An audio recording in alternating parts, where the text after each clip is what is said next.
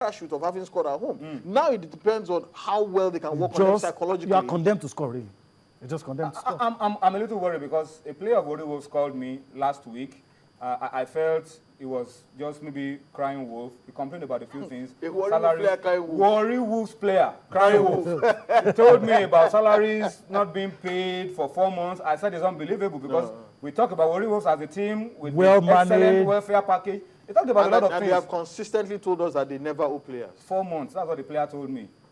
I hope they can sort out all of these issues because this weekend, return leg games are played. If they don't get the result, kind of one. It will be sad if Nigerian teams, because these are only on the continent. If players have not been paid for 4 months, how do you expect them to get a result at home? Anyway, let's go to the Nigerian League very quickly. Before we talk about the results of games played over the weekend, let me read this piece of news. It's breaking news, sort of, and we'll talk about it at the beginning of the show. The Nigeria Football Federation Emergency Committee met today and heard the appeals of Giwa FC and Nimbe City. This, for me, is a breach of football procedure. Yeah. They're supposed to appeal to the appeals committee that the NFF set up to look into club licensing, not the emergency committee. Which appeal committee? Anyway, the one that didn't meet in the past? No, not that one. This is a different appeals committee. Okay. For club licensing, it's different.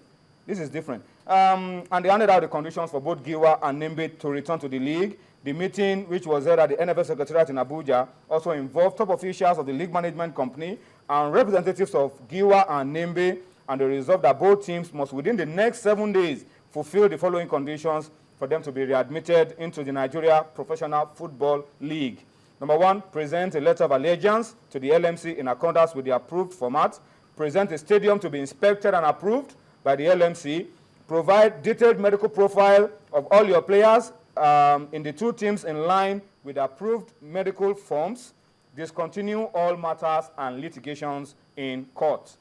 Do all of this in 7 days, and you'll be able to play in the Globe Premier League from this weekend. So I think the ball is in the court of Nimbe and Giwa. Yeah. There might have been a breach of procedure, but if the emergency committee, which is supposed to only meet in emergency situations, is deciding... Well, if they decide it's an emergency. So, but wait, the question now still remains, can you right a wrong by doing the wrong thing? But yeah. Am I supposed to answer that? But let's talk about the football. Let's talk about the football. Week 3 games played over the weekend. I mean, a lot of interesting things happen around the Globe Premier League. The star match was Rangers against Kano Pillars. I'm happy because our players, our Super Eagles players, are now playing actively for their clubs. The Super Eagles players in Nigeria. In Nigeria are playing for their clubs regularly, not the ones in Liverpool and Chelsea. Enugu Rangers 2-1 over Kano Pillars. Exciting game of football, top quality. Taraba beat Kaneme 1-0. Crown beat Dolphins 2-1 yesterday. Despite the fact that Dolphins scored first in that game, Crown came back, scored 2 goals. Aqua United on top of the log, they beat Kaduna United 2-0. Namso scored a free kick goal. The captain of Aqua United, I think one of the players to watch this season. Lobby Stars, they play exciting football. Lobby, they beat Gombe United 2-0. And then they play at Kasinala, but the pitch is green and it's grass. Yeah, I saw the pictures. And Atlant Sharks on Friday night, Friday afternoon, Friday evening, played out a goalless draw. So these are the results of matches week 3. Of course, played over the weekend. Let's come to the Nigeria National League, Divisions A and Divisions B, and talk about the results of games played. Prisons beat Kogi United 2-1. Jigawa and Kwara United played out a goalless draw. Tornadoes beat Ranchers 2-0. Wiki beat Tip 4-0. These are some of the results. We had Adamawa 2-1 over Spotlight. Plateau United 2-0 over Supreme Court. Mighty Jets 2-0 over DSS of Kaduna. These are the results from Division A. Division B, go round. Hamad Gabros 3-0. COD 1-1 with Aqua Starlet. That was at the Unicon Stadium on Saturday. Yeah. Insurance beat Ekiti 2-1. Prime and MFM. MFM play some exciting football. They play 2-2 in Oshogbo. Being tutored by former under coach. Flying Eagles assistant coach, Mundoka Ogbade. Abia Comments beat 3SC 2-0. 3SC had no complaints about that game. Complaints. They said the officiating was good, but they were just not good enough on the night. Gateway needed a late goal to beat First Bank 3-2. I was at the Unicon Stadium yesterday. I saw this game. ABS beating Stationary Stores at the Unicon Stadium. 1-0. Fantastic game of football. Excellent goal in the first half. And ABS did you come crashing down? No, it was almost crashing down, but we were able to hold it up. And then Remo and Unison played out a 1-1 draw. There's a certain number 6 for ABS. His name is Ajana. He's an Igbo boy. Excellent defender. Top quality. The football was sweet.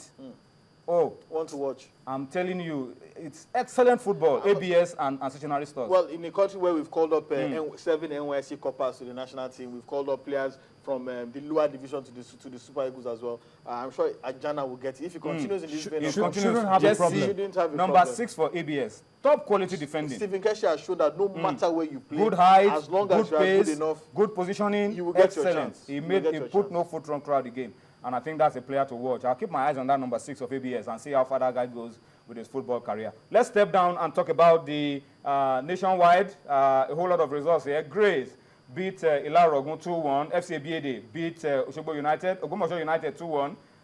Crime Fighters lost at home 0-2 to Atiba. Afigio 1-0 over Ajiro Baoni. Peacemaker 2-0 over Juvenile FC. Juvenile is coached by Festus Allen. Remember him, former IBS coach. Akwa United 4-1 over Yimba Feeders. Some of the results from Division 1. And then other results, Rising Stars 2-1 over Julius Atete. FC Lokoja 2-1 over Crime Busters. Bosdo 1-0 over Lobby Junior. Kwara United Kwara Feeders walked over Magajin Rafi, like you grew up in the north. Kaduna Bees 2-1 over Dalatu. FC Abuja 6-1. They must have seen so many of Chelsea's goals. The hammered police machine, 6-1. Cashless 1-0 over Boro United. We had Bida Lions 2-0 over NIMC. Lenin 3-0 over Makwanda was a walkover. Makwanda failed to show up. Doma 1-0 over Kuje FC. These are results of other games. And the Young Elephants 1-1 with Court of Appeal. Gombe Warriors 1-1 with Flamingos of Gombe. And then Yobe Desert Stars 1-0 over Yarma Light. These are the results, of course, from the Nigeria Nationwide League. The women shouldn't get annoyed with us. When Sisi comes on this show, later on, we will do a review of the Nigeria Women Professional League. Sisi will give us a lowdown on how that happened over the weekend as well. Yemi, before we wrap up this segment and bring in our next set of guests, what's up with Taekwondo? We're getting a wild card. That's what's up. And for all our efforts. Wild card to where? To the Olympics. The Youth Olympics? Yeah. And it's been on for a while. All our efforts, beginning to Bear fruits, getting dividends. These are some of the sports where I feel we should pay attention to, and this is one of the results. What the NTF said is that for our consistency in the last few years, coupled with the performance of our athletes at most international competitions, the World Taekwondo Federation has given Nigeria a wild card to compete at the 2014 World Youth Olympics in Nanjing, China. We are going to be competing in the event for men only. The event for men only. So the efforts of the Taekwondo Federation yielding results. Yeah. And we hope that the experiences that they've gained and garnered from going for these competitions and I think they shouldn't relent. There's been a lot of grassroots competitions, trying to harness potentials. And I think if this continues, opportunities like this for us to show at the big stage will always come.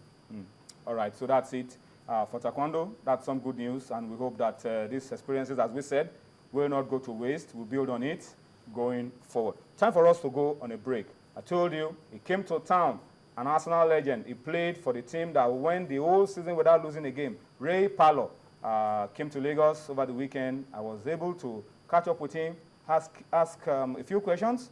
He had a few answers, but he said, you will hear him in the interview.